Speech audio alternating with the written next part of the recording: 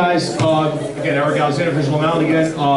We're just going to do a couple introductory remarks, and Rose Walker's on her way. And the first hour was really just meant to mingle and connect, but obviously people have been waiting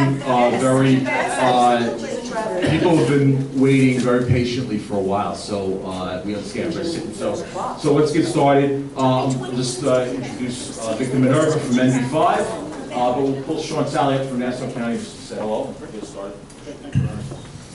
Thank you, everyone. Thank you so much for coming out tonight. It's raining, there's traffic. We appreciate that you all come down to join us to learn more about this exciting project. That we're excited to bring you up to date on the work we've been doing, the coordination that's been taking place. We're excited to take your questions and hopefully really explain ourselves well and have everybody sort of on the same page. My name is Sean Sally. I'm the Deputy Commissioner of the Nassau County Department of Public Works. This project is grant funded, but is being managed by the Nassau County Department of Public Works. We have a great team behind me. We'll introduce our consultant team, our project manager for the project. But I would like to call up Legislator Drucker to make some opening remarks. Thank you.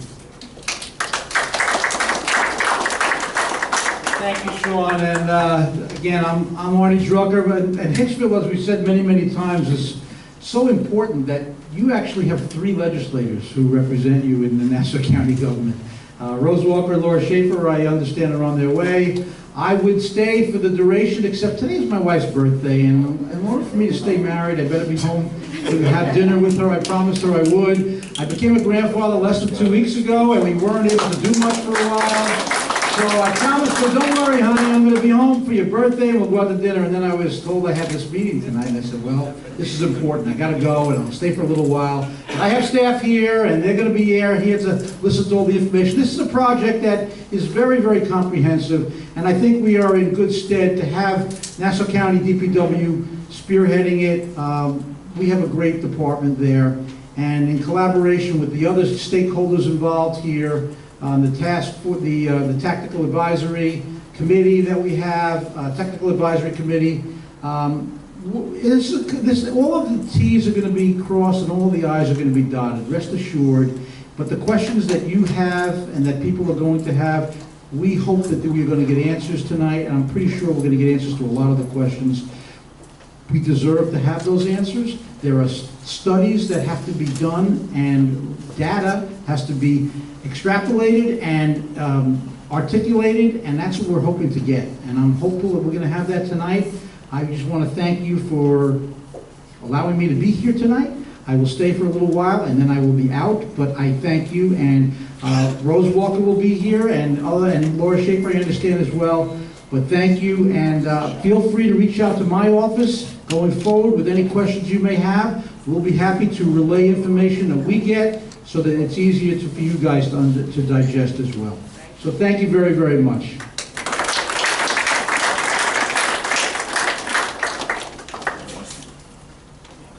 So I just want to shout out to some people in the room who are here, and I know you guys know each other, but just for full disclosure, we do have Lionel Chief from the Hicksville Chamber of Commerce, also we're going to today.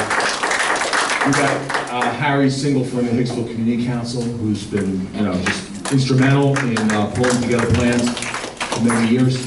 I know we have Northwest Civic. I know Cheryl is, where's Cheryl? Cheryl from Northwest Civic. I know Jeff couldn't be here tonight, but let's give her a hand. We got Paul Molinari from Duffer Park Civic. We have the Hicksville School Board President, Phil Heckler. Phil, it's in the house. Good to see you. I know we got Chris from the Fire Department and some other members of the Fire Department here. We're going to be hearing from them in a bit in a special meeting.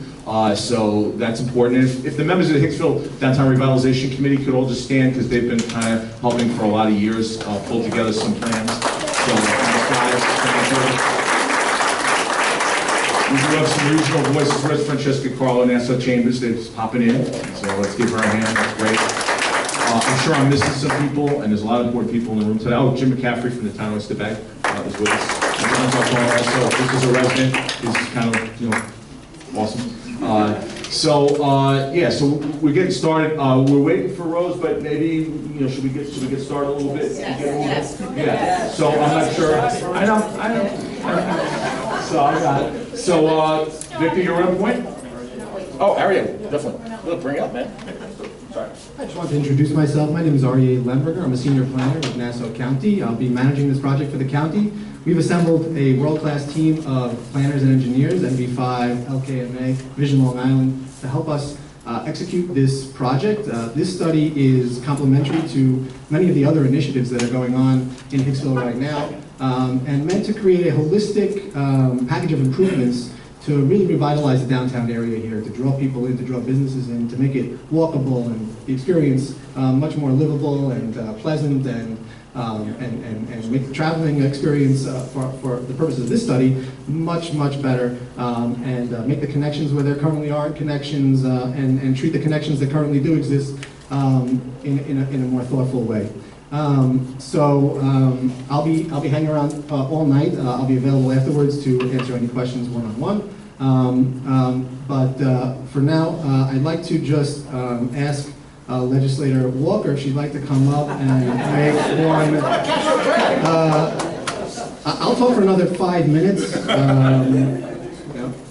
Unfortunately, it's not my birthday today or anything like that. Thank you. And I probably don't need a microphone. I'm sure you can hear me. And I will be very brief. Just want to thank you so much for all being here. You know, tonight's meeting is just a piece of the pie, okay? You saw we're able to view a lot of the posters that they have up here, and very important for all of us to hear what is being addressed tonight.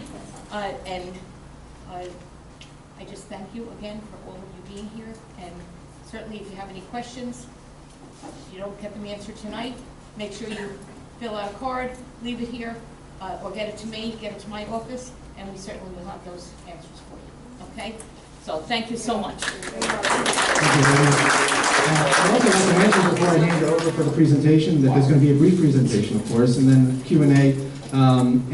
We do have a project website that has a lot of great features on it that allow everybody to look at maps and create comments and get the message over to us in a lot of different ways. And we'll be responding to every comment that's received. If you think of something after tonight, please do go to the website, fill out the comment form, sign up for email updates, take a look at the map, play around with it a little bit. It's got some great features that allow you to identify problematic areas and things like that. You'll hear a little bit more about it in the presentation. So with that, I'll hand it over to NV5 to start the presentation.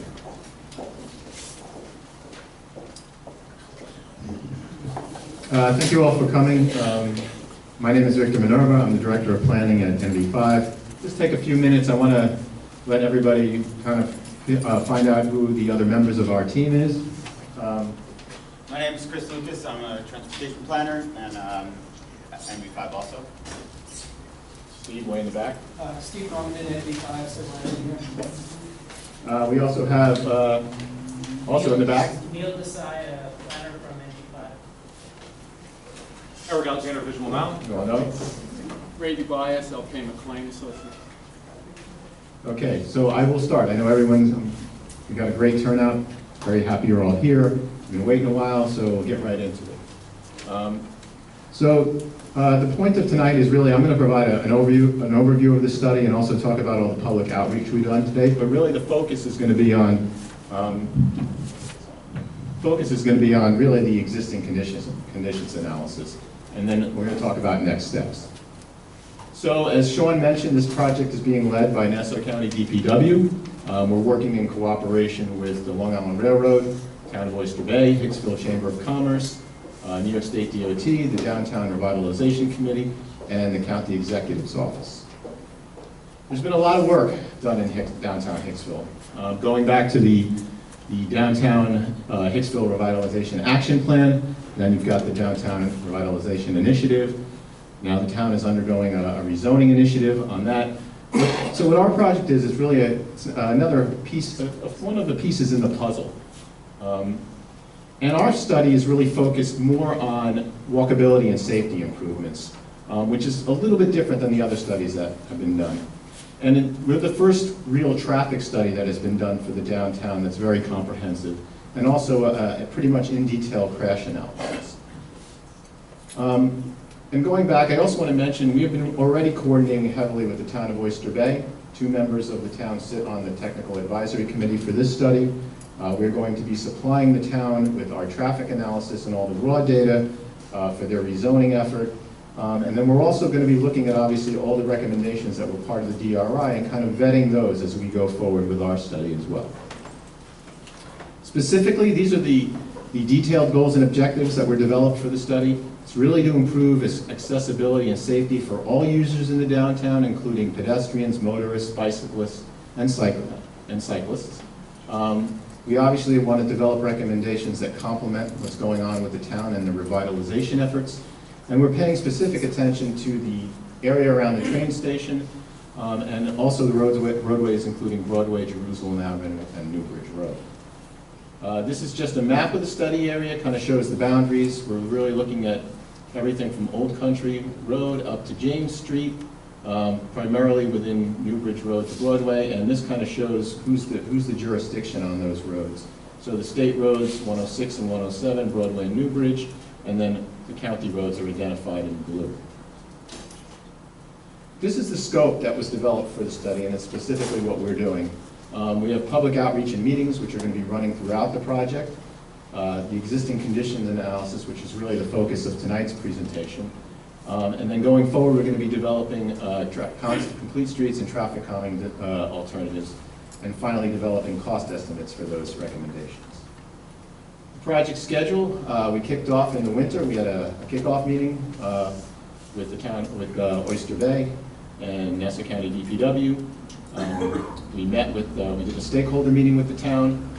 As we moved into spring, we did all of our data collection. We launched the website, which I'll talk about in a minute. We held additional stakeholder meetings with DOT, the Long Island Railroad, and the legislators. We did a walking tour with members of the DRI committee. We held our first technical advisory committee meeting, that was last week. And tonight is the first public meeting. As we move forward in the summer, we're going to be completing the existing conditions analysis and starting to develop recommendations with the goal of having the final report and all of the concepts done in the fall, holding our next TAC meeting and holding another public meeting. So some of the things that we heard in our meetings with the stakeholder groups, the town, DOT, Long Island Railroad, and the legislators, was a need to address parking and the parking issues at the station. Also improving access to the station. It's a little different from what we heard on the walking tour, which really the focus there was we heard more about improving the intersections and pedestrian safety, particularly along Newbridge and along Broadway. During the walking tour, we went out and took photos, documented a lot of the existing conditions and some potential opportunities. We looked at things like barriers that exist for pedestrians, some of the long crossing distances, the location of all the ped ramps, transit facilities, and we have a detailed photo log of what we went out and did. As Arya mentioned, there's a project website. It's downtownhicksvillenewyork.com. It is active and live. It is going to be the repository for all of the documents that are produced from the study. Any news, you're allowed to go on and comment. I'll show you wiki mapping in a minute. There's also a case studies area that kind of shows similar projects that were done on Long Island to give you an idea of what this study is about. And it also shows the project schedule. As I said, wiki mapping is a feature on here. Anybody who's interested can go on and they can directly place a comment on a specific area where you park is indicated by P. There's a star, that's for ideas that you may have. And then there's a little triangle where there are problem areas or places where it need improvement. It allows you to kind of place whatever comment you have right on there. And we've gotten about, I think, 30 comments already since it's been active. With that, I'm going to turn it over to Ray, and he's going to talk about traffic. Thank you, Victor, and good evening, everybody. We're working on the existing conditions analysis, which means what are the existing traffic conditions in the area. So there were turning movement counts and pedestrian counts, pedestrians crossing the street at 25 intersections. And we took automatic traffic recorder counts, which are the road tubes, and also we use cameras at 13 locations. The counts were conducted this year in March of 2019, and they will be expanded to the peak period by using some monthly factors. So part of the analysis is the traffic analysis, and this is the methodology that we used, where we collected the data already, and that included the counts that I mentioned. We looked at intersection geometry, which means where are turning lanes, how wide are the turning lanes, how many turning lanes do you have, how many through lanes, things of that nature. And we also looked at signing restrictions, like left turn restrictions, parking restrictions, and things of that nature. We also got the signal timing plans from either the county or the state and looked at the signal timing at all the intersections, which means how much time for each signal phase, green, yellow, red, turn arrows and things of that nature. And we also conducted field observations in addition to that. So as part of the analysis of the existing conditions, we ran this simulation program, traffic simulation program called Synchro. It's nationally accepted, it's used all over the country, and it's a tool by which you set up the analysis of existing traffic conditions. There's a lot of different information that goes into that in terms of intersection geometry, like I was mentioning, including lane widths, percentages of heavy trucks that are involved. This is a very microscopic type analysis that's, as I said, accepted in studies of this nature all over the US.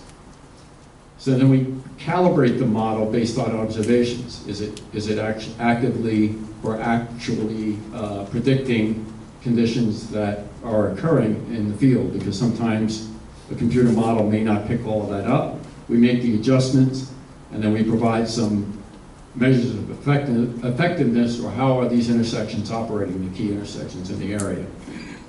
The future projection scenarios coming up will project the traffic volumes that we collected into the future, and some of the components that go into that are what's the background traffic growth without any other development? How much is the traffic growing every year? So we use predictions of other agencies that actually have determined future growth factors of traffic.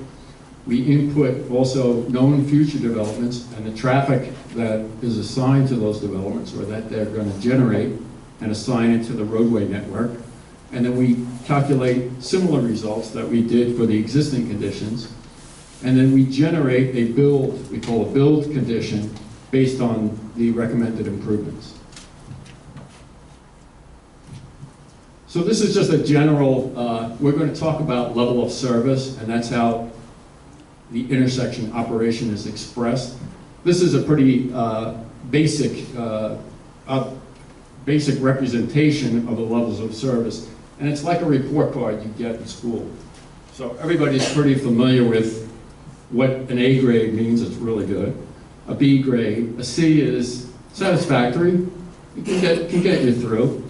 A D, you can squeeze by. E is an added level when we talk about traffic analysis, which means the intersection's at capacity, can't handle any more traffic. This is its maximum volume.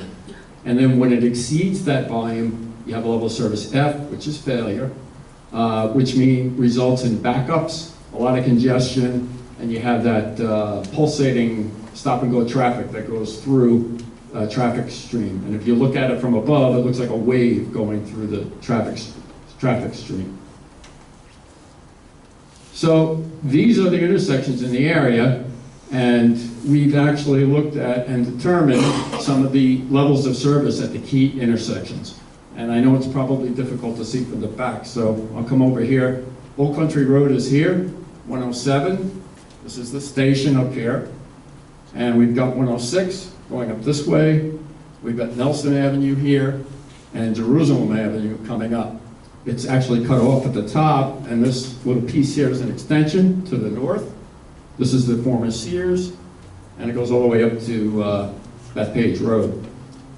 The levels of service that I talked about are shown here, and you can see there's some Fs. So these are intersections that are really congested, and this is during the weekday morning period. In traffic, we always look at peak hours. So this is a peak hour whenever we talk about level of service. It's the worst hour in that time period. So you've got a couple of Fs on 107 at Barclay Street and West Marie Street, and you got an E, which means it's at capacity, down at Old Country Road. If you notice, you have E's all along Old Country Road. And you have some betters, you have better levels of service, you have some D's, which are okay, they'll just make it through, and then you have some better levels of service in terms of traffic volumes. We also look at pedestrians crossing at the same time, and also consider pedestrians pushing the button, so that if there's only one car on a side street, a pedestrian might push the button and actually get more time to cross the road, so that actually holds up traffic on the main road. So this is the weekday morning. Weekday midday, you see there's a little bit better improvement. I know they're not side by side, but we've got some better, instead of an F, we have an E there, and a couple of D's on Old Country. Better, relatively speaking, comparison.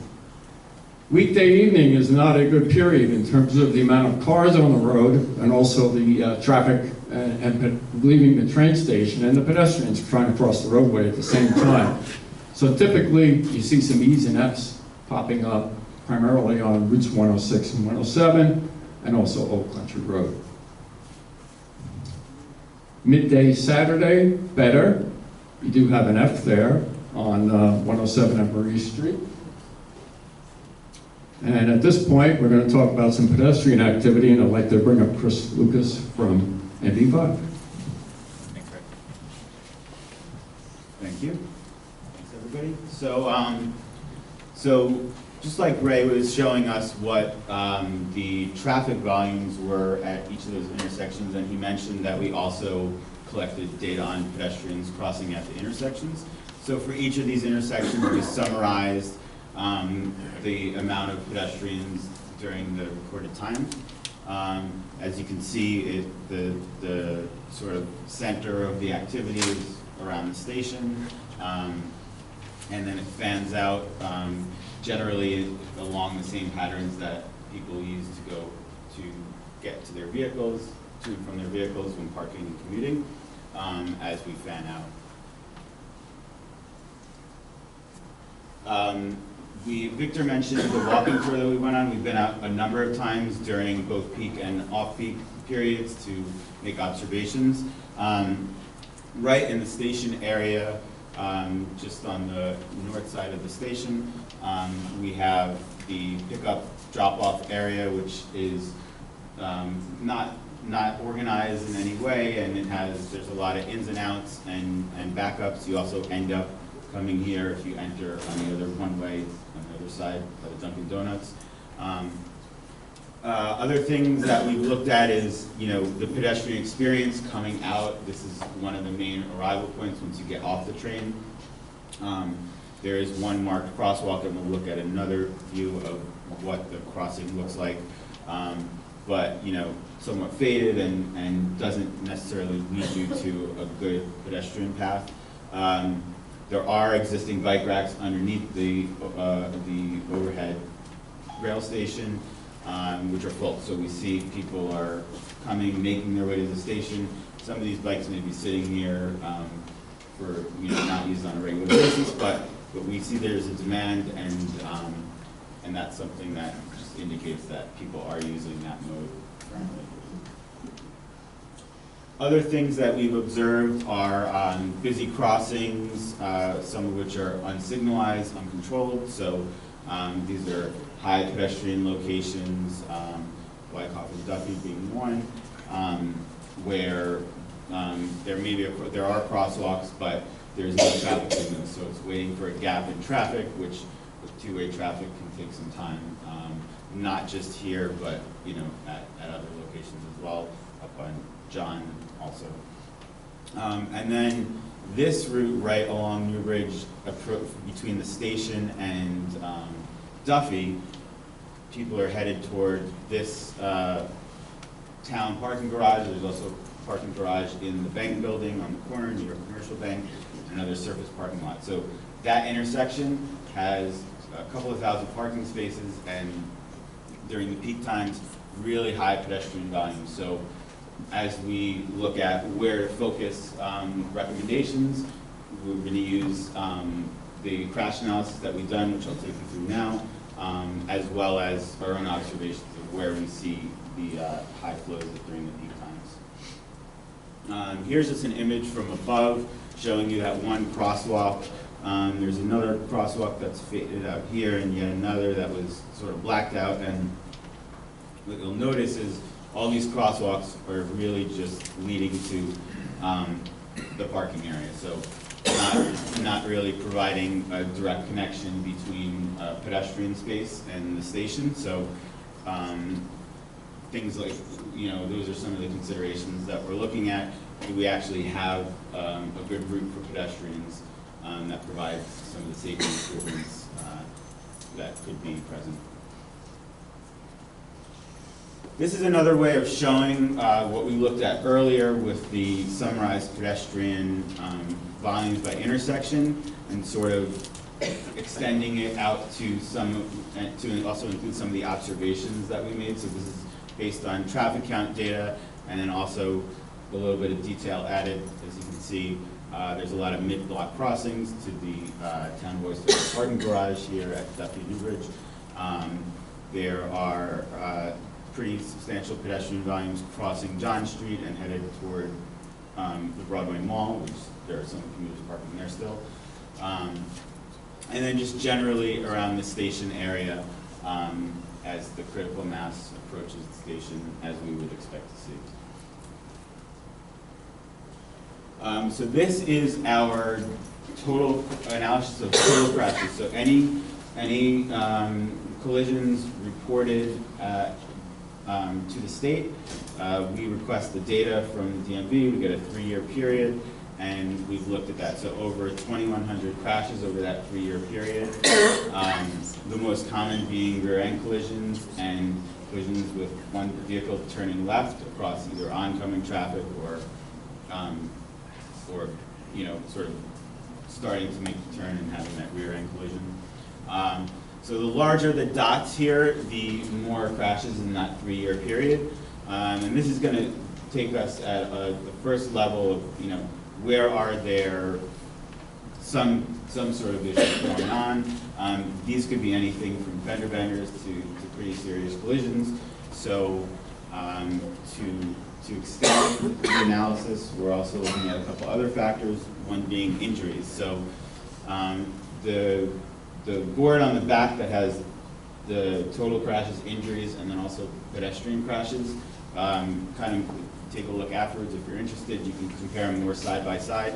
But following very similar trends, these two intersections on West John, a couple on Old Country Road, that's where we're seeing the most reported injuries. So again, we want to try to see if we can understand what's going on at some of these hot spots, and then look for opportunities to address some of those with design, traffic calming, or other changes. Here are pedestrians. Again, the larger the dot, the more within the 3-year period. For the green dots, those are pedestrians. There were 2 bicycle crashes, one at Bay and Marie, and one at Wyckoff and John. So again, when you're looking at the more vulnerable users, the pedestrians, real hot spots like this are places that we're going to look and see, are there design treatments that we could recommend that would improve safety conditions, because that's a major goal of the project.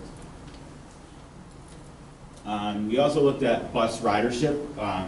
These squares show where the different bus lines meet.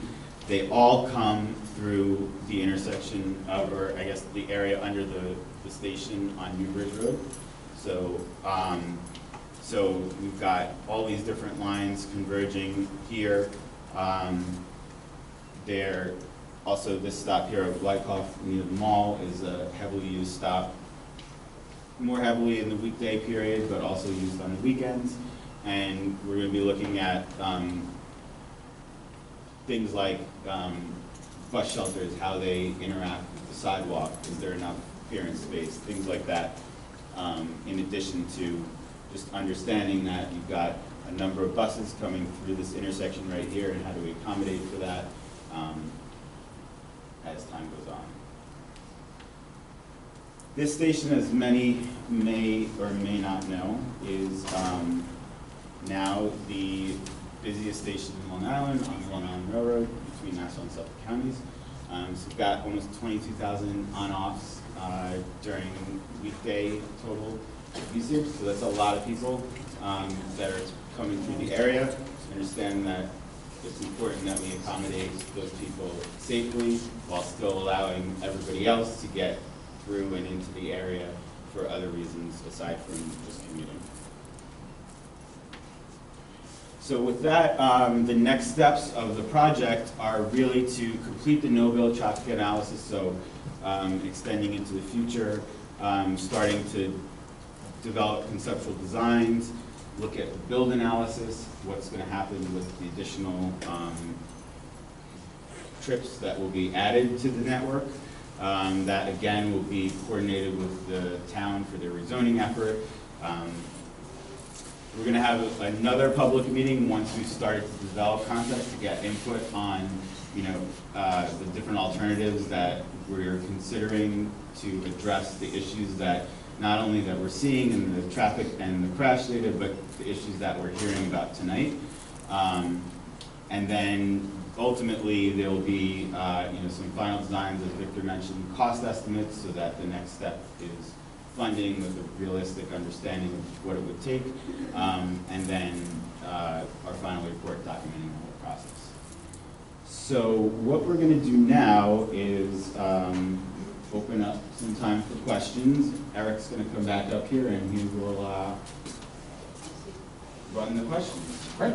Thanks. Thanks. Give a hand to Chris Lucas and the whole team. Got a lot of information we'd like to ask. I'm sure we got tons of questions we're going to get. We have 45 minutes to get as many of them as we can.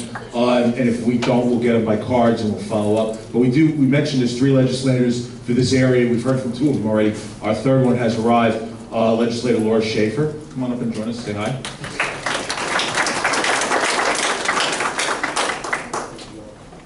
Hi, thank you very much.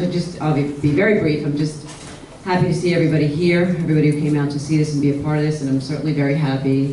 What makes me the most happy is to see that this is a process where we're including the residents and that the county and the town are working together, and you have an opportunity here to ask the people who are involved in all this. So, ask away, and just again, thanks for coming out. All right, so the way we're going to do this, originally we were going to do index cards and all this, and it's like, no, guys, let's get from real people. But we want to hear from everybody once before we get to anybody twice. It's ground rule number 1. And number 2, we just want to try to get to questions, not to statements and invective and all kinds of negative. Let's try to stay focused. These guys want as much information and intel as they can get at the front end of this. So let's fire away. Marguerite. Hey, Sarah. So my question is about the scorecard, so the A through the F. Understanding what that means, but how, what are the tiers? What makes an A, what makes a B, what makes a C? That's part 1 of my question. Okay, let's start with part 1 and we'll get to part 2. Why is traffic always the first question? Because we live it every day. Okay, good. Yeah, it's like a report card. No, I get that, but Okay. So everybody's got their own point of view of what's an F. So I'm looking at certain areas that you have marked A or B, and I'm like, that's an F in my book because I live it, I sit in it. So I'm trying to understand how, and also how in between 2 Fs there could be an A. So I'm trying to just understand the whole story that the picture tells. All right, it's based on traffic at each individual intersection. Okay. So you might have some intersections that don't have a lot of traffic volume. So on the main road, you have the same, pretty much the same volume, but the side street might be less traffic. Right, but can we go back to your, slide? I can also just jump in on how that graphic was created. I'll flip back to it. So for each of these intersections, we recorded a number of different movements, just going straight, left turns, right turns, so turning movement counts they're called. So this is a summary of all the movements. So what you're seeing here as an A means, we had to summarize it in some way And so this intersection, with all the movements considered, operates at an A during this time period. It might be that making, you know, a left turn from Newbridge onto Duffy, you know, is an F, whereas the summary of all the movements is an E at that intersection. So this is representative of everything going on at the intersection. You're right. There are movements at each of these intersections that will vary better or worse. So, but for the purpose of summarizing, it's all movements. Yeah, and we will, in our report, we'll document all the different movements and what they are. This is sort of a presentation. And so the movements are two-way. Two-way, left turns, right turns, where they're allowed, you know, or where they're recorded, whether they're actually allowed or not. So that's all factored in that way. So we have a sum, this is like a sum of all the, but we have a breakdown of each movement. We have a breakdown. There's too much information to put on the graphic. So we're just giving you the overall grade, but we know if there's a left turn problem, we know if that's operating in an F versus a different movement might be an A. So, but what I'm trying to get at is what makes an F? That there's 5 cars that can only get through in a certain amount of time. There's 2 cars that'll. It's determined by the delay that you expend at the intersection. So if you're waiting, let's say you try and make a left turn, you get a green light, green arrow, say in this case, maybe you make it through, but there's 6 cars in front of you, you get stopped, and you have to wait for another cycle.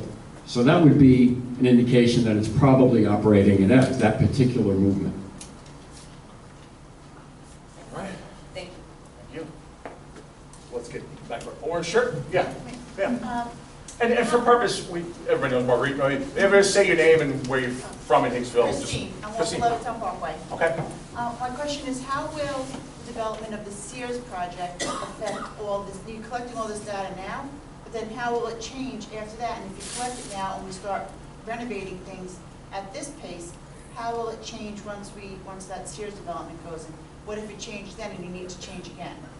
Well, we're good. No, I mean, you know, that is still a proposal, so that's still a proposal. So it's not approved yet. So you know, the town and it is you know, we're not getting into land use issues wherever Jim is. We can get to some of the land use issues as we move forward. We want to stay focused on the track. We'll call you back, Jim, to get into maybe a report on some of these other proposals that are going through. But how are you guys handling looking at these projections? Yeah, well, we're going to look at a future no-build condition, which means just normal traffic growth, nothing else, and then a future build. So then we look at the future development of some of these parcels that are going to occur in the downtown area. We look at the Saritage or the Sears development separately. We look at anything related to the Long Island Railroad.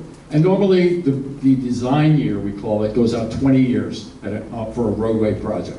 So we'll be picking a time period 20 years after completion of any improvements that might be contemplated here and see that we operate okay 20 years from now. That's the goal.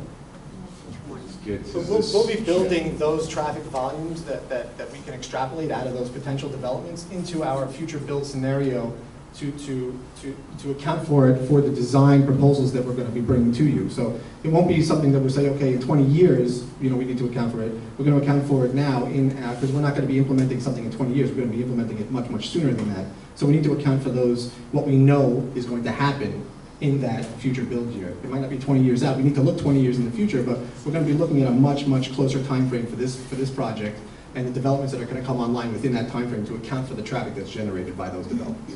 So it is a comprehensive look. Let's get to this side of the room. In other words, 2 hands up before. They're not up now. So let's go back. Yeah, they answer those questions. Yes, ma'am. Okay. And say your name. Joanne, and I'm from East John Street. Could you just go back to the crash, the vehicle, one of the heavy crashes? Okay, so I'm on East John, and you see the 2 circles that are overlapping in the intersection there, yes. The first one, I'm assuming, is the intersection, and the one next to it, I'm assuming is coming from the parking lot of the building that's on the corner. There's actually 3 ones the east side, the east side of the intersection of Broadway, so it's Okay. separated, and then one is the Okay. end of Jerusalem, which is. Okay, so you basically only did intersections then? Yes, Okay, yeah. all right, so my concern is the traffic flow between West John and the way that they come across onto East John to Bay Avenue, and whichever way, most of those cars go to the right to get onto Woodbury Road. Okay? I can tell you, probably before you were born, there was a proposal with the town, and it's come up a couple of times, the town, county, to eliminate, at that time, was a bank on that corner, on the southeast corner, and now it is a religious, yeah, the big building that you see there, the great, yeah, that's the one. They wanted to eliminate that building and connect West John to Barclay Street, which is the continuation of Woodbury Road, Yep. for a better flow. Back then, residents were opposed to it, but we're a much different Hicksville now as far as volume and traffic and so on. So my question is that something that we can take a look at again? So it's connecting, West John yep, to Barclay, which flows into Woodbury Road. oh, right here. Yeah. This is, right, yeah. Yeah. And perhaps, I know everybody will say, you know, oh, what about the religious institution? They're huge, and they're getting bigger. I live directly across the street from the parking lot. You cannot move down that street, and I know probably a lot of people will say that they've tried to come down that road. They're double parked. They're parked on the sidewalk. They're parked across people's driveways. They're parked in people's driveways. I mean, they're just getting bigger and bigger. And I know that the post office is looking to relocate. I believe that the post office currently is a perfect place to move that religious institution. Big, lots of parking. They have a lot of affairs outside. You know, there's a tremendous amount of crashes coming out of the parking lot. Okay. That's why I thought maybe that double circle Yep, yeah, so, included that, but it didn't. yeah, But- yeah, I know, it's- but You yeah, can put one of those so I big hear. circles right in front of there, I mean, every day there's crashes Yep. there. Right, so And the it's- concern is making this movement easier to do, Yeah. because that's the traffic pattern that we want to Right, accommodate. and So, people, you know, when the light changes on East John Street, for people going west, you know, and they're down the street, they're flooring it to try to get across that intersection. You know, they're on their way to the train station, Right. to Newbridge Road. Well, in the morning, I'm too, primarily in the morning, and yes, in the afternoon, it's crazy too. You know, where they come across and, you know, it comes into two lanes come into one, and people actually have gone Right. out and fist fight and Yeah. everything, you know, it's just Can crazy. I mean, one thing we heard on the walking tour was really just particularly in the mornings too, some of the conflicts that occur with folks trying to get to the train and then folks really trying to racing around at Yeah. crazy speeds. So there's definitely massive issues in the morning. They were even like, you gotta be here in the morning. Right. Which I know, Yeah. because it's bad. yep, Yeah. So all throughout the district. And I mean, even tonight, I don't know when you did your traffic analysis for PM. I mean, you see where I live, it's just a few blocks away. sure. It took me almost 20 minutes to get here, coming up Broadway. Now, I don't know if that's typically my fact, because I don't usually come up Broadway. Mhm. There's a lot of traffic at night, but this was at 5 to 7 when I Yeah. left my house. I should have been here in 3 minutes, Sure. typically. But I mean, I was 4 lights at West Marie Street, and then I was able to turn and then come around Jerusalem Avenue and that way. So, I mean, it's just crazy. And people are trying to cross underneath the railroad trestle, they're running across in between the cars that are at the light, then the light turns green and they still come and people are trying to go. It's just nuts, the whole area over there. It's just really crazy. There are certainly a lot of challenges. Okay. Thank you for that comment. Any other questions? Guys, there were like 5 hands and they all disappeared. Oh, okay, Cheryl. Where have you done this before? And have you done this type of project in another area of Nassau Or will be the first one? Yeah, I mean, let me think. Nassau County. Well, where's Steve? Steve's in the middle of the conversation. Steve, you need to get up here. Talk about MV5. Where have you guys done these types of projects before? Come up to the mic. And I know Baldwin, there's a complete street study underway. That's a different engineering firm, but talk about what MV5 does, man. Yeah, we've done, we've kind of specialized in complete streets, studies of this nature. Bikes and pedestrian safety is our premier niche.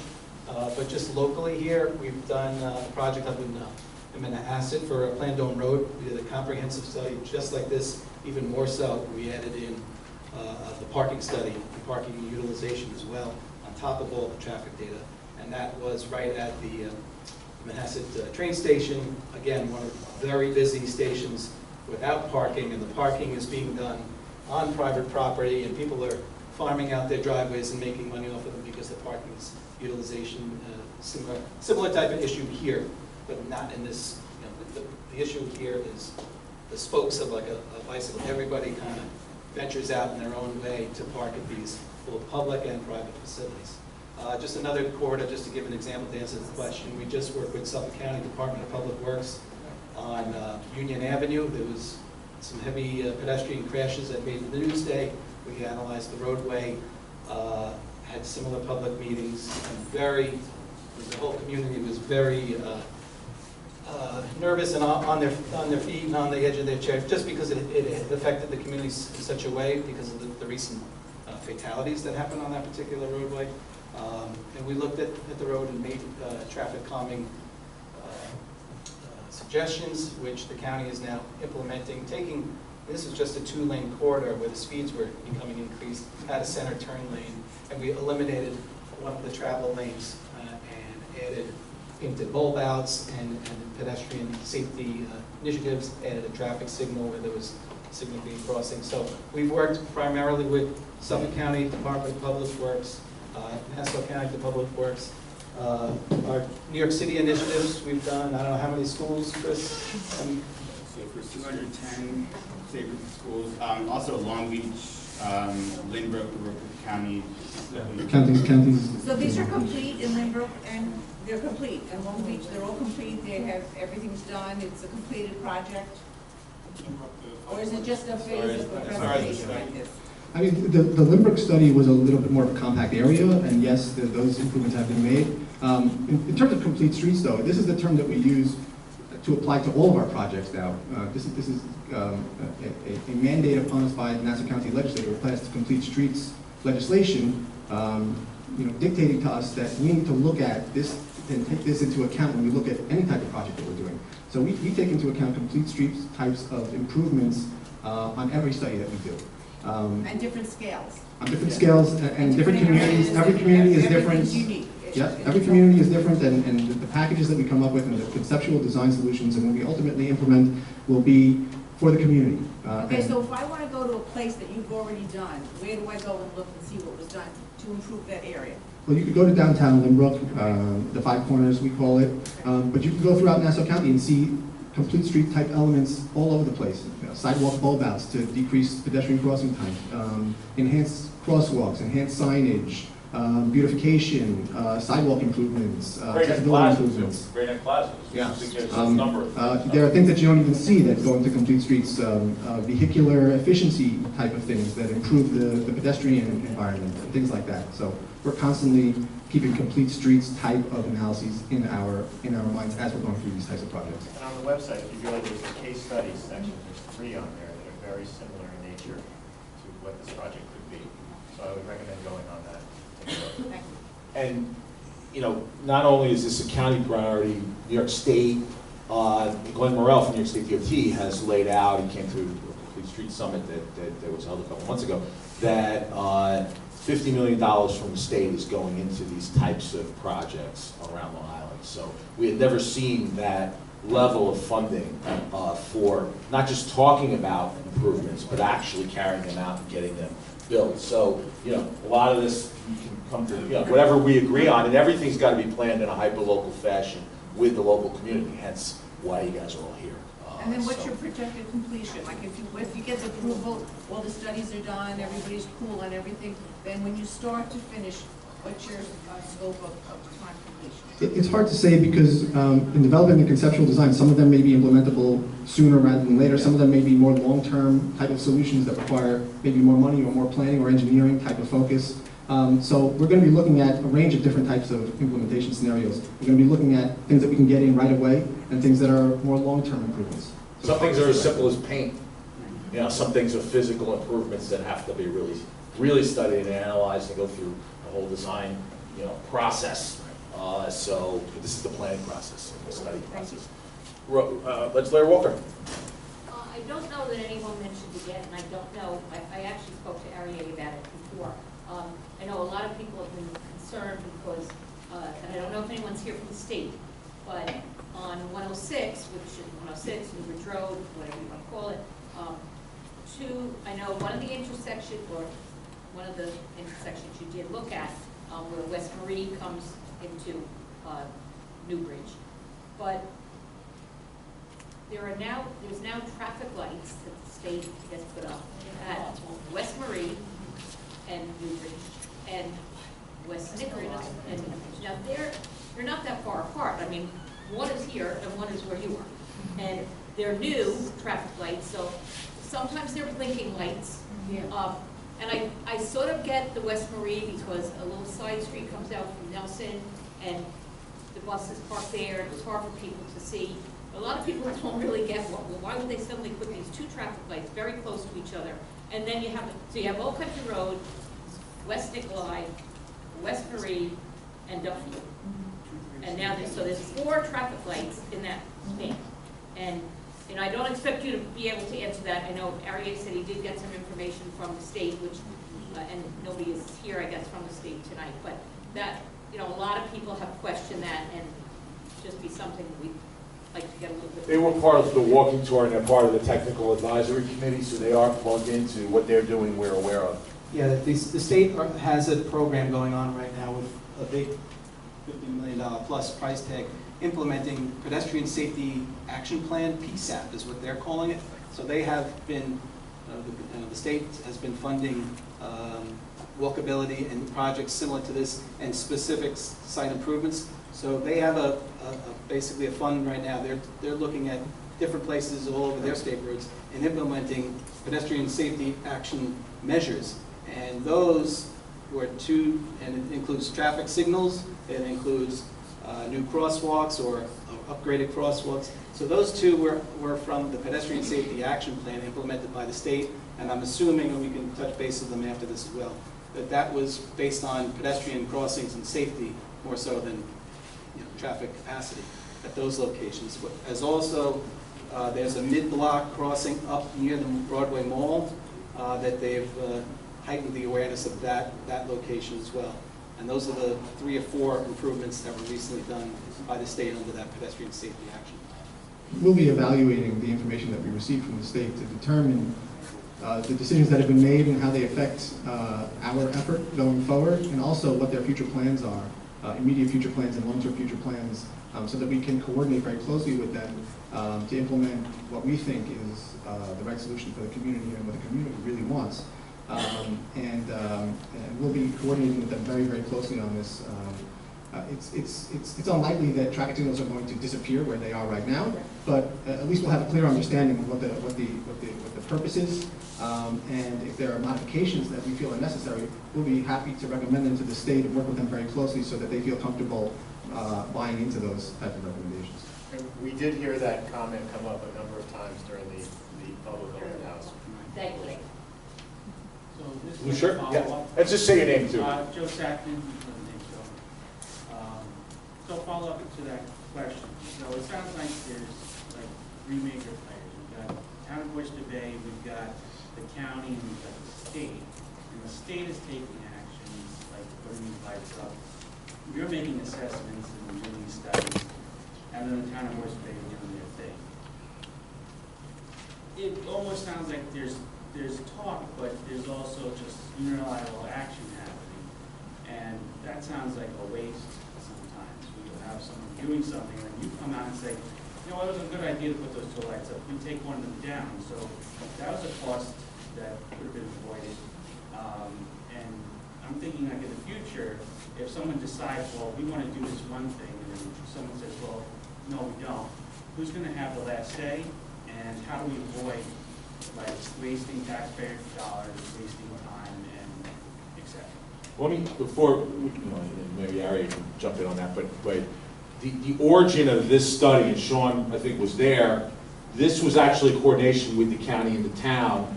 I know it was Councilwoman Rebecca Alessia was trying to get DOT plugged into the conversation, and the county volunteered to say, we'll do a traffic study. They jumped in to their credit. So, and this was all within the context of how do we do zoning for the train station area. So there was actually collaboration between multi-levels of government to kind of get this right out of the gate. So to their credit, so I don't know, Harry. Yeah, there are even more players involved than you even mentioned. There's the Long Island Railroad, there's Nice Bus, and it takes a high level of coordination to implement a holistic improvement package over here. So the town is looking at land use, we're looking at traffic and transportation. Long Island Railroad is looking at their property and their service. Nice Bus is looking at transit service and how circulation goes in and about the area. What we're trying to do is coordinate all those things together for a holistic package of improvements that really transforms the downtown and revitalizes the downtown. So it's not that we're stepping on each other's toes or maybe implementing something that would step on somebody's toes. We're implementing things in coordination with each other.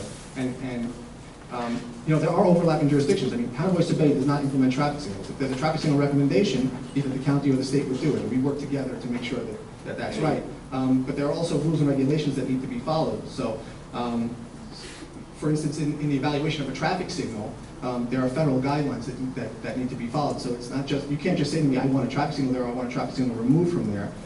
If it meets certain criteria, it could just go in. And there's nothing that the county could say if it's on a state road, and there's nothing that the state could say if it's on a county road, because there are overlapping jurisdictions. The best that we could do right now really is a high level of coordination, work very closely together, know what everybody is doing, and come up with a holistic package of improvements that everybody buys into, and that makes the whole area, and all the aspects of the area, the land use, the transportation, the transit, the pedestrians, everything work together much, much better. So, I'm Jason Diaz, live in Duffy Avenue, Hicksville. Is there a reason why the schools, like the Hicksville Middle School, the high school, the library, a lot of places where children go, like my son's, they graduated high school now, but I have a daughter that's in middle school, but they used to work, my son worked in Broadway Mall for a bit, worked in the Sam Nashburger there, and so I know kids, when they get older, they like to walk, they don't necessarily take the buses home and stuff. My daughter's gonna be asking, can I go to a pizza shop after work or after school or whatever? Is there a reason the schools aren't part of this? Like, they're just south of? I mean, I'll let the county talk about the boundary areas. The boundary areas are focused around the commercial business district zone because that's where the main walkability focus. But clearly, the junior high, the high school, the library, you know, everybody walking to Cal the Pizza, I grew up in Hicksville too, so, you know, I kind of know the drill. And people are playing Frogger trying to cross Old Country Road, which is hideous. So clearly, you know, I think we're factoring in.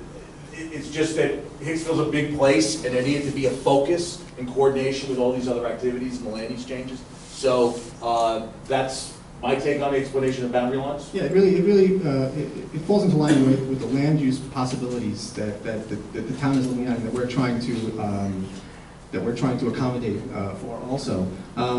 Everybody is a stakeholder here.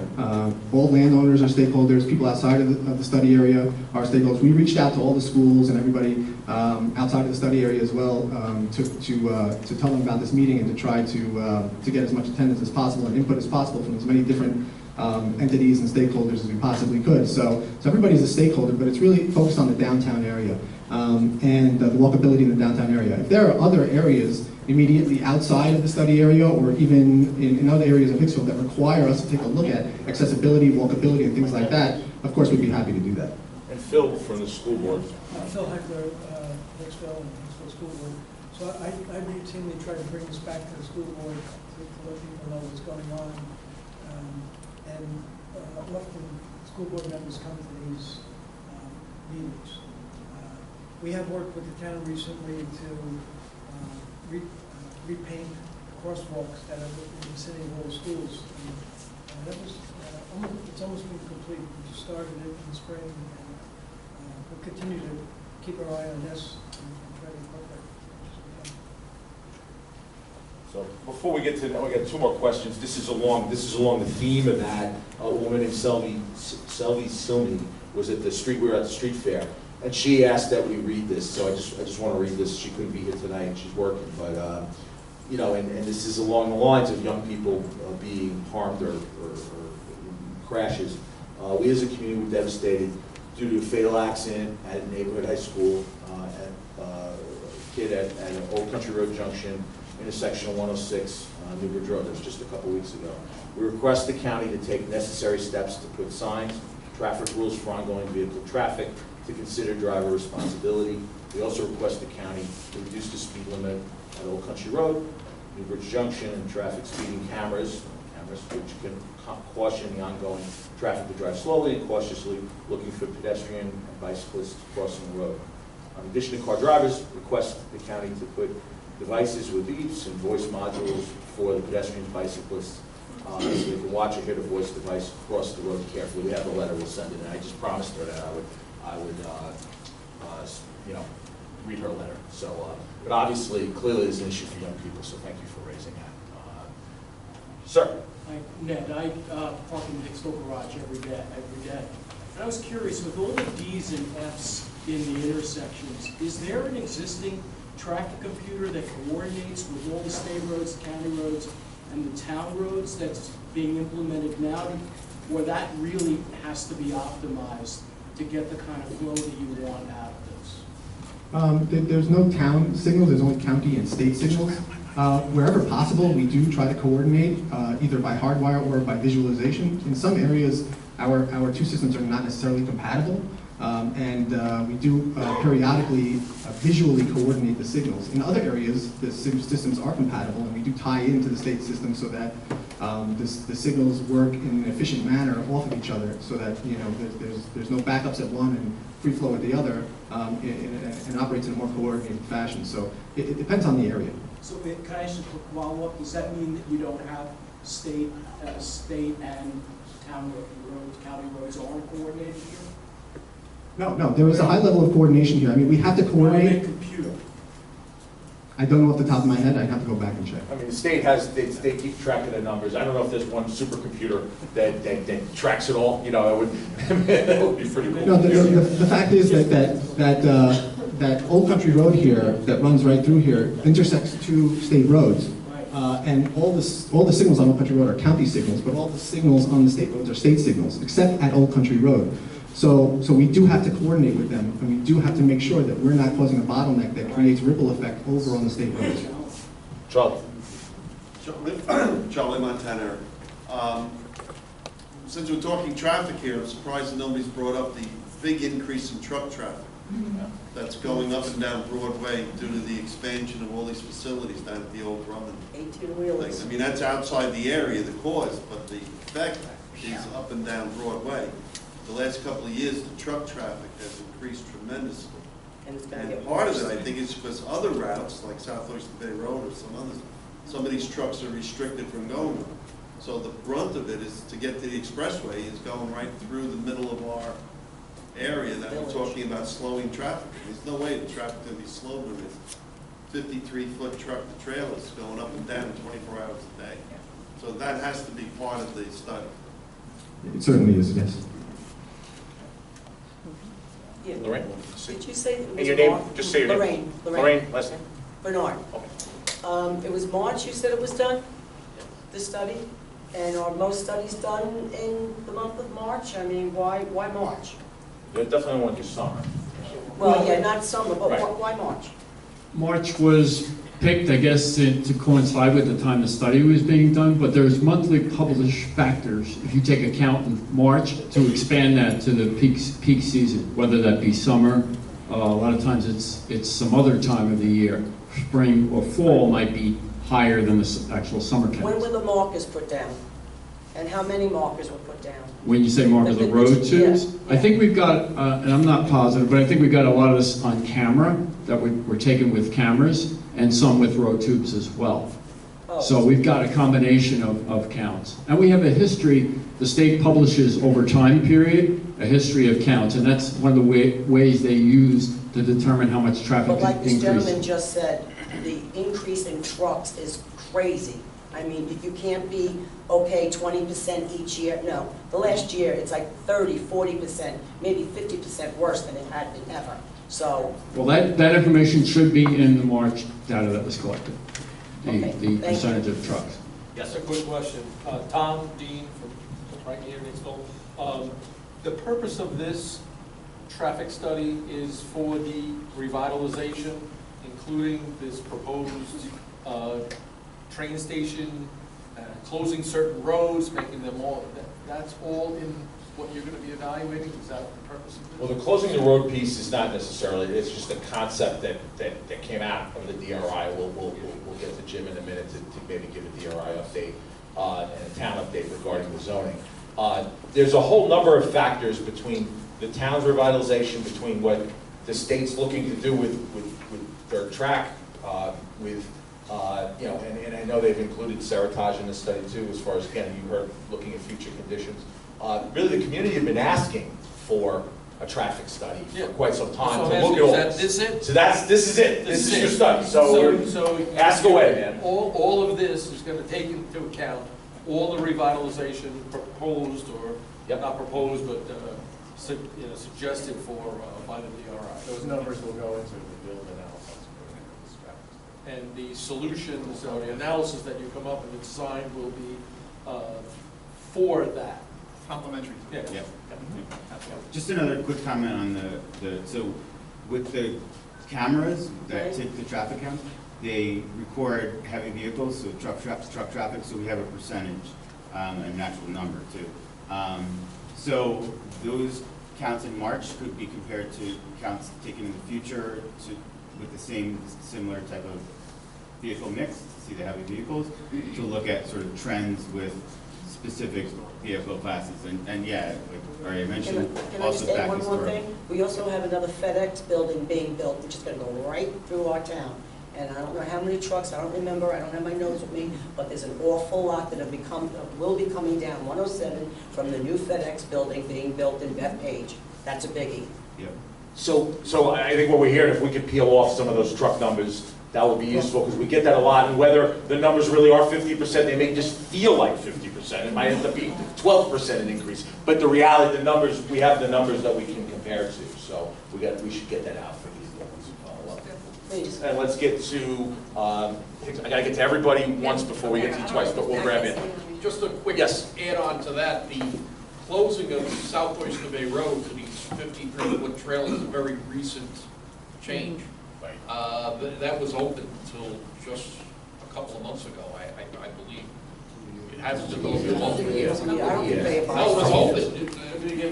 They took the trees down and they allowed the trucks to come in. They were there. They pushed it to Hicksville. They But pushed it here. They bought it, and now it's all We got on it. 107. Yeah. It was a gift from Sass.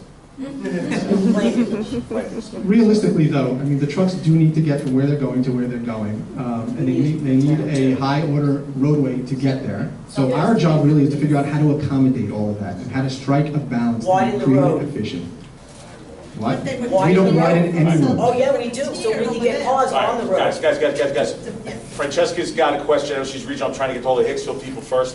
But anybody Hicksville, going once, going twice? Yes, ma'am. I don't know. I don't. And say your name, sorry. Oh, Margaret Eaton. I live in Hicksville. Cool. You're doing a traffic study.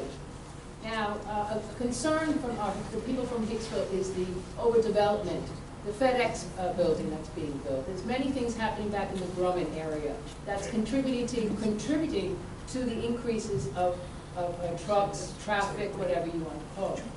Has there ever been a case when you've done a traffic study that you've gone to wherever it is, the state, the county, or whatever, to say, listen, this town can no longer take any of these or support any of the increases in these establishments. It's got to stop. Has that ever occurred? It happens more at the development phase with a traffic impact study that the developer would propose. So take a FedEx Center, for instance. The FedEx Center, in order to pass all of the tests that require approvals would have to demonstrate how much traffic is going to be generated and where it's going to go and how it's going to be distributed onto the street network. And identify any negative consequences of that and mitigate any negative consequences. And so we wouldn't say to them, you can't necessarily build it. We might put some parameters on it that are necessary in order to keep a safety issue from appearing due to the increase in traffic, or they might be able to mitigate it to the point where the traffic that they're being generated would be able to be supported in a safe way by the roadway network. So there are a couple of different ways to look at it, but I don't know of any case where, well, I can't think of any case off the top of my head where a approving agency has disapproved something because of traffic impacts. But let me get Jim, come on up here, because you guys look at things townwide. Obviously, you're looking at impacts of one form of development somewhere else. There are obviously underlying property rights that people have. So, you know, Jim McCaffrey, tell us today. Yes, every individual project, such as FedEx or anybody that's coming in, gets looked at on an individual basis as well as comprehensive for the whole entire area.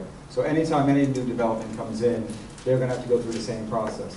It's the same process as any of the buildings that may be coming out of the DRI. We're going to put in a comprehensive zoning, but they still have to meet all the tests that go through there as well. So each individual project does have to go through the EIS environmental statements. We're getting close to the 9 o'clock, so we may go into overtime briefly, but we can get into a bit deeper answers to your question as we follow up. So come see me or Jim or others. Francesca's been patiently waiting. Francesca Carlo. Okay, I may be 3 blocks over. We're focused on Hicksville residents first. No. But I'm saying, one thing, everybody's saying FedEx also, one thing that I really think you should look at is the amount of, and they're not big trucks, they're the small white vans that Amazon has. They have 300 of them down there. And those are the vans that are, I mean, all over the place. You look at them. So I'm just piggybacking on what, you know. And I think one thing that we've heard too, in the feedback, I got this at the street fair booth, is the number of Uber and ride share, and people aren't factoring in because they don't see them like they were, cabs, yellow cabs or other cabs. But the amount of those vehicles headed to the train station, is just like this rush. There's a lot of them at different peak points. Or the white vans. We're not factoring in, so it's the white vans, Amazon, or these Uber and rideshare and Lyft. We got to factor those into the numbers. I'm sure the videos will show some of that to some degree. We're getting close to the finale. We did say 9 o'clock, but any final questions before I turn it over to final comments from the team? Phil, and then Councilman. Question that's going to follow up on Margaret and a few other people said. I know you're talking about doing a no-build and a scenario with things that your projects that are proposed. Could you also do a scenario where if some of the things that Hicksville Garden Civic and others have requested that they change the routing from Garden, like open the south gate that was closed because the people south of it didn't want it, or Oyster Bay, Oyster Bay Road. Could you crank in a scenario where if some of those things were done, how much that would help us? I could send you the document. We have spoken to the town on numerous occasions. We've gone up to public meetings. We've submitted letters asking that there be some kind of remediation from Drummond to relieve the traffic going up 107. We've dumped our guys here. I'm just asking if you could do a scenario. Yeah, I think it might be just a quick overview of the particular site, and if constructing an additional access or closing an access point would change the traffic coming up here, that's something we could take a look at. Thank you. Rose? Just really not a question. I just wanted to comment. I know we talked about safety, certainly with our children. We had that terrible accident and we lost a 16-year-old high school student. I'm going to reach out to Phil and see what we can do to really give a lot of our kids a lot more information about bicycle safety, walking safety, driving their cars. I'll tell you, I was driving down Old Country Road today, and a young girl was crossing Division Avenue against the traffic, all right? Light was good for us on Old Country Road. And she was on her cell phone and looking west, but I was heading west. She was looking towards the west. So I saw her and I crawled.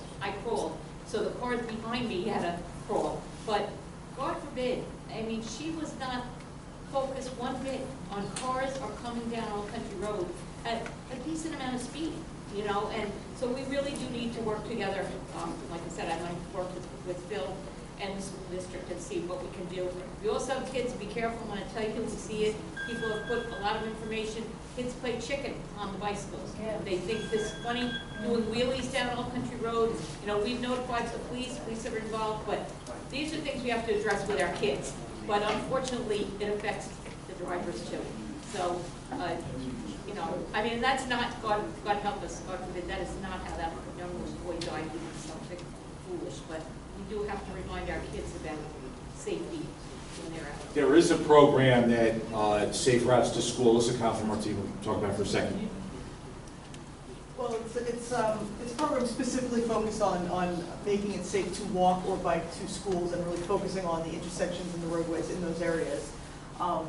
So that's one component. There's, talking about traffic and pedestrian safety, there's the 3 E's. There's engineering, which is something that could take into account as far as making the physical conditions safer. Education and enforcement. So what you were talking about is kind of the education, you know, making sure people are aware of the safety issues and that sort of thing, and to some degree enforcement, but you can't have a police car at every intersection all the time to enforce everything. So it's a combination of those 3 factors. It's getting the physical conditions as safe as we can get them. It's educating people, but you can't control everybody's behavior, and to some degree where it's needed, enforcement to try to make sure the conditions are safer. I think we're going to take one more. There's a person had their hand up, I think, in the back. No? You? Yep. Started late. Yeah. We'll take a couple more. I'm just saying, we're going off hands here. So, questions going once. Come on, this is your time, guys. All right, that's right. Second question. Now we're on to number 2 for folks. Yes. Fire away. In regards to the tubes that went across the roads, how does that relay message back to you? How does that work digitally? The tubes just measure the number of vehicles that are traversing over the tubes. I So it understand just that. records the number of vehicles. But how does it record it? The tubes are hollow, and when the tire rolls over the tube, air is compressed into the... I get that. How does it get to you? How does that information? We download it off of the counting equipment that's attached to the tube. Okay. So who At the puts end of them the time down period, and they who removes collect all them? of it. Who puts them down and who removes them? Our contractor puts them down. Did you have them come to East John Street because they cut it off and there's like 4 foot of it sticking out? Taped it on one side, okay? Since March? Since it's been put down, That's yeah, right. they just cut it, took part of it, but not all of it. I'd appreciate that. On that. Marguerite? I do have a question. Sure. And it just escaped me, sorry. Go to All the right, next we'll go right person. back to you. Blue shirt. Yes. Sorry, Dave. So, yeah, Joe. Go.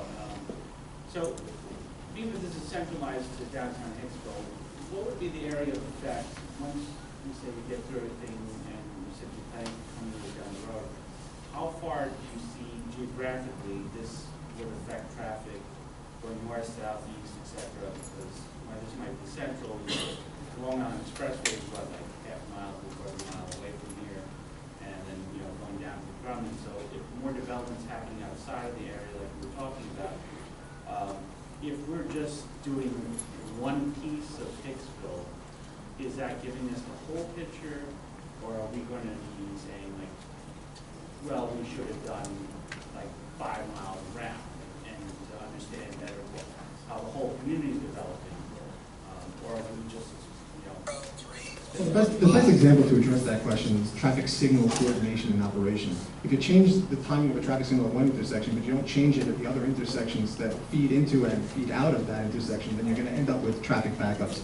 So any proposal that we make, for instance, to change the timing of traffic signals to allow for more green time, let's say, or to allow for more left turn time at a left turn arrow or something like that, we'd have to take into consideration what the impact would be to the other signals up and downstream from that signal, so that we don't create bottlenecks at the adjacent signals. So, we're looking at this specific area as our study area for improvements within this area to make it more walkable and everything like that. But for situations where it would affect a wider area for traffic signals, let's say, for instance, we would have to look at that to make sure that we're not messing things up or downstream. We don't know. Marguerite?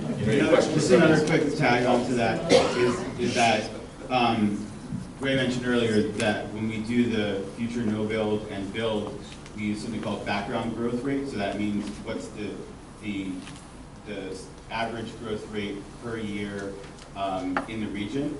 And then if we know that there are additional developments or larger projects, larger impacts, we could ratchet it up a little bit to try to incorporate that's coming from elsewhere in the region, not just in the fixed area. Marguerite? Thanks, Darren. So, at one point, I was a pedestrian walking to the train station. I worked in Manhattan. So I understand that whole area and the scary walkability of that area. Now I drive to work, and now I understand the pain of trying to get down 107 to hit the LIE or the Northern State. Your drone footage, and I'm assuming that was drone footage that you had in the beginning before the presentation started, shows nothing of what I experienced either as a pedestrian walking to the train station or a commuter driving down 107, 106. So when was that? No, because Yeah. I mean that was just for observational purposes. We have an exhaustive data collection plan which we've gone through, and we've taken the peak of the peak times and the movements that everybody has mentioned up here. The drone footage was at 5:30 on a Wednesday, and surprisingly, yes, it was kind of light in that regard. Was it a but holiday? the PM peak is more, kind of. It's elongated, yeah. Elongated. Yeah. The AM is certain. The activity in the AM is twice as much, if not more, than the PM, because the PM is when people come home. They come home in over a longer period of time. So that was 5:30, and yes, we were weirdly surprised at the lack of activity. But that was just for show. yeah, and I'd just like to take it offline if I can talk to you later, because I'm still digesting the map with the A's through the F's. It's just, I'm sorry, but it's not making sense. No, you had mentioned before, which is. Can you think of the A as being like doing the speed limit? I mean, is that like a good flow? An A is a good flow that the cars are doing the speed limit? And not bumper to bumper, you know what I'm saying? And then it gets worse from there? Well, I mean, in general, what we've been experiencing too, we'll have to look at this, is, but in peak and in crunch times, it's packed, and then off peak, there's speeding problems because people can gun it with some wide lanes. So we have this kind of schizophrenic scenario here. But anyway, Harriet, you were gonna. I'm just saying the A through F is a measure of delay. Okay, so if you get through. A is a delay? A is no delay. Oh, no delay, okay. So A is basically you're stopped at a traffic signal, and then when the signal turns green, you can go. And you can do your speed limit. You can do your speed limit. Okay. A B at a signal means that you have to wait a little bit before you can go. C, you have to wait even longer. D, you're waiting through a whole cycle. It's how long you're sitting there? How long you're sitting there, Oh, exactly. God. So guys, we're losing folks, but I want to give Jim McCaffrey the opportunity from Time to Bay to help us close out, and we'll be able to stay after for any specific questions. Jim. First, I'd just like to thank the team for all the work that they've done on this. It is a collaborative effort, as you've heard all night. This is one piece of the puzzle, and I just wanted to say that there are a lot of rumors going around.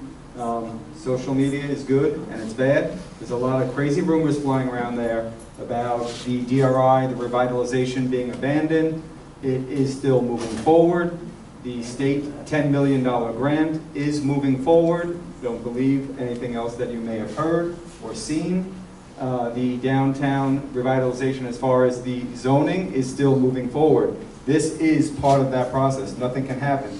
I know some people are anxious to see things moving, but it's a process and we're moving through. This is a big part of the process. We're taking a lot of this data that they are providing and using it in order to go through the secret process. So everything is still on board. So don't believe some of the other things you've been hearing. If anyone does have any questions, I think most people in the room have my card, otherwise I'll be here later. And please reach out to the source and we'll give you any answers that you need. And so Paul hasn't had a chance to speak yet, so we'll one give quick him last word. question. Paul? Is it true to assume that the DRI is paying for this? Who's paying NV5? Is that the state or is that county? This is county. County. The county's paying for this. So, This is a grant-funded study through the New York Metropolitan Transportation Council.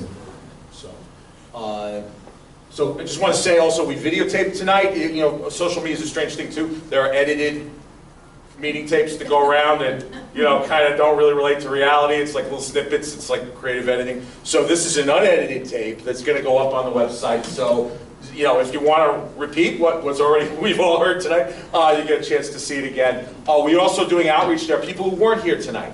We want to hear from them. We'll go to them. I'll leave my cards out here. We'll be helping with the outreach, but I know we'll be doing some work. So There's Victor? also comment cards. If you want to Yes. take them with you, you can mail them back to us, take a picture of it. There's an email address on there. They can get it back to us that way, or go to the website. All right, guys, let's give a hand. What? One more question? No, we got to close it out. Come up. We got a few. We got a few. Jim, are you the We got them all contact in. person at the town? Yes. Thank you. Jim's the guy. There you go. So thank you guys. Give everybody a hand. Thank you so much. Let's go.